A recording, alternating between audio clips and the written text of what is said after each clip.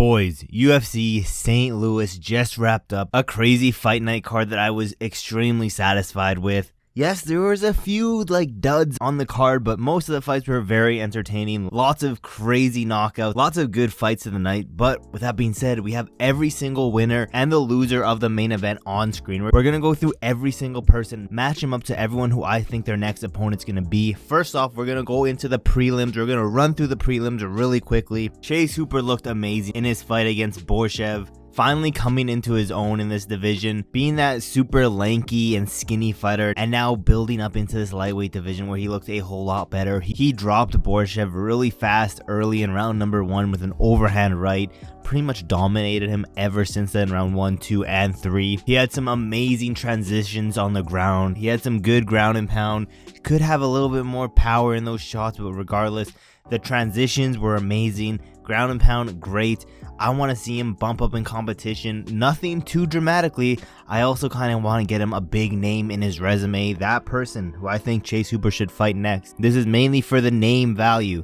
Gain that name in his resume. That guy is Michael Johnson. A very good matchup for Chase Hooper. Michael Johnson coming to the tail end of his career. This is the fight I want to see next. A good name to add into Chase Hooper's resume. Moving down, Esteban Ribovics got a crazy highlight reel knockout against Terrence McKinney. And I know a lot of people were saying, oh, McKinney's career is finished after he ate that flying knee. That was definitely a hype derailment. This one, I don't know, it might be wraps on his career, but Ribovics, crazy highlight KO. Definitely should have been knockout of the night. I don't think there was any that was as good as this.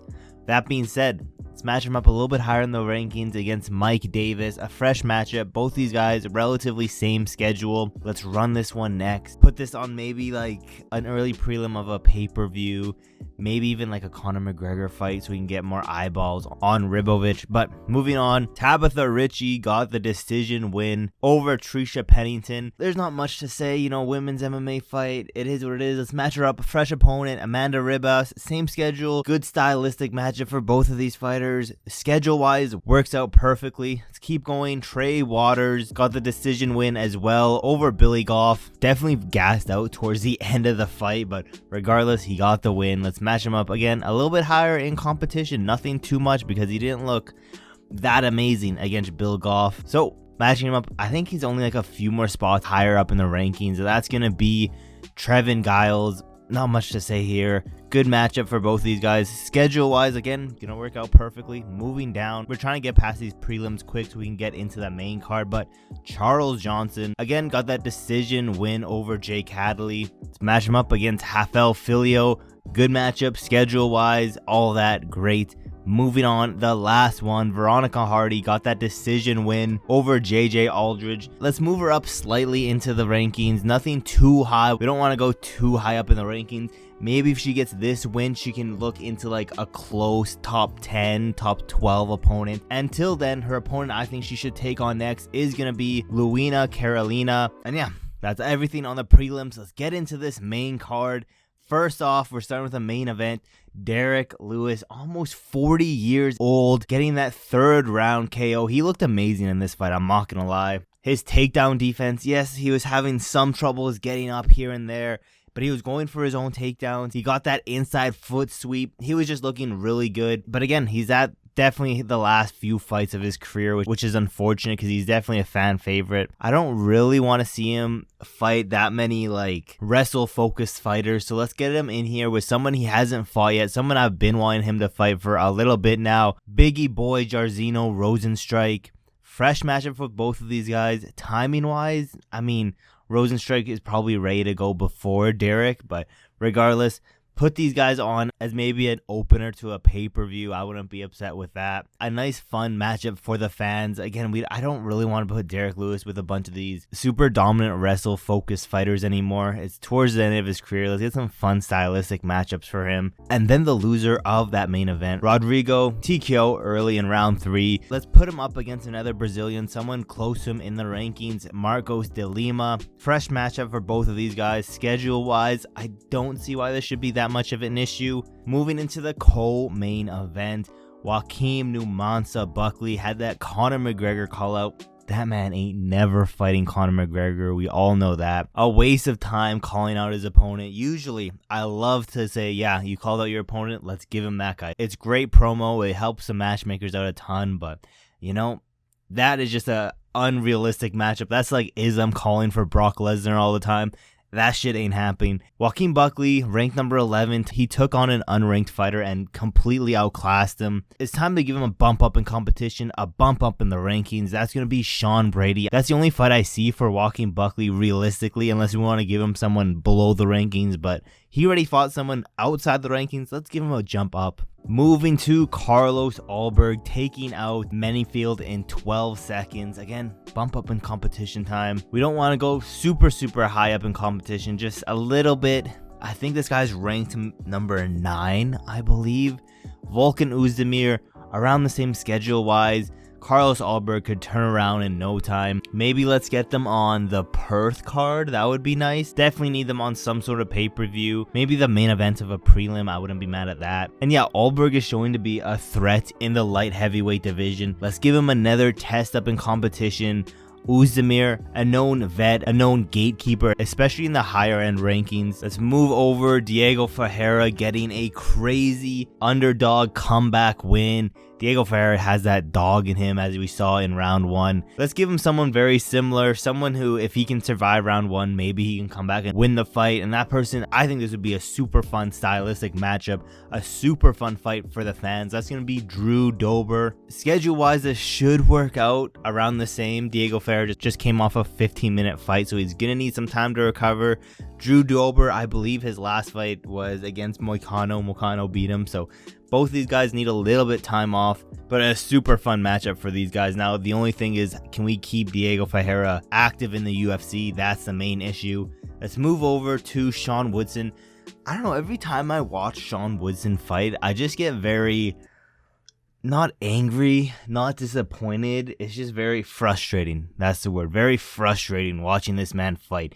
He is such a lanky guy. You would think someone like him that has this huge reach advantage, not just in the arms, but also the legs, you would think he would be way more dominant in his fight than what he is. And let's not forget that this shit was the biggest robbery on the card. He robbed the shit out of Alex Cressez. I had Alex Cressez winning round 2 and 3. Somehow these judges gave it 30-27 for Sean Woodson. I don't know how you can score it 30-27, but I don't know. He called out Bryce Mitchell. At the same time, I'm like, no, I don't want to give him no Bryce Mitchell. The hell, he barely, in my opinion, he didn't even beat Alex. So why are we rewarding him with someone up the rankings to Bryce Mitchell?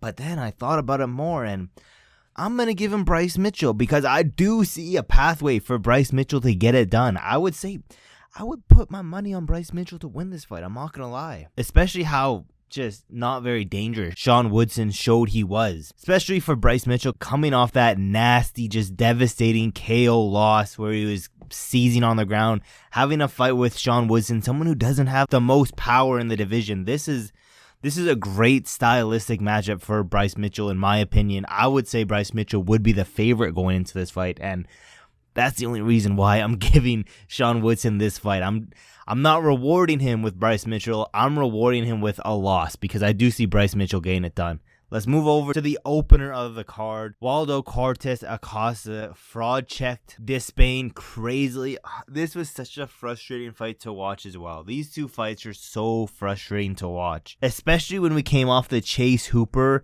and the Robiscus fight. These two opening fights on the main card were just torturous to watch. But I feel so stupid now calling Despaigne the freaking Cuban Ngannou. That every single person who lost against Despaigne should be cut from the UFC. This man is trash.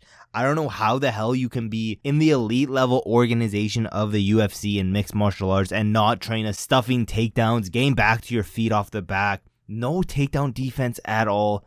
Exposed. He's literally just a can. But with that being said, if you guys watch my prediction videos, you know I don't really like Waldo Cortes-Acosta anyways. So I'm giving him a jump up in competition. Someone who I think he could, win against. But I would favor this man to beat him. A good bounce back win to get this man back into the groove. He's on a little bit of a losing streak. That man is Tai Bam Bam Tuivasa. I could see Tai getting this one done. You know, we need Tai Tuivasa to get out of this losing streak. I think Cortes would be a great stylistic matchup for him. Is Cortes the most dominant wrestler, have the most dominant like clinch game, control on the ground? No, I don't think so. I think Tuivasa could get back to his feet, could knock him out. I think this is a good stylistic matchup for Tuivasa. This could probably co-main event a fight night card. But yeah, let me know in the comments below, did you watch this card?